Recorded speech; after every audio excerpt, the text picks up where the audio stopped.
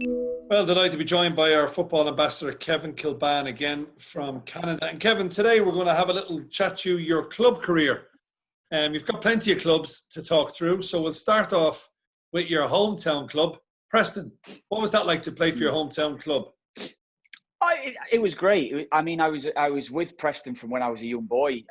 I was not necessarily signed with them because it was a different format how the schoolboy system worked then. But from the age of 10 until 20, so I was with the club for 10 years through the schoolboy system, through the School of Excellence system, through YTS and professional. So it was great to play for Preston. I mean,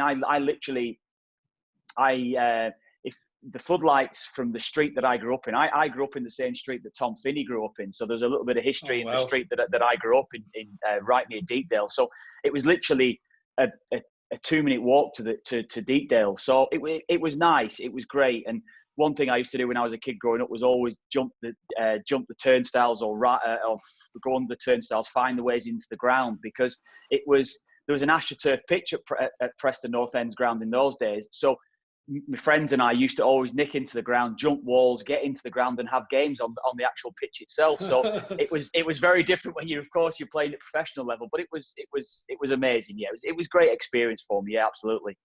Yeah, and a very colourful owner in terms of Trevor Hemmings. I think a lot of people would obviously know Mr. Hemmings from his racehorse ownership. He's won a couple of Grand Nationals.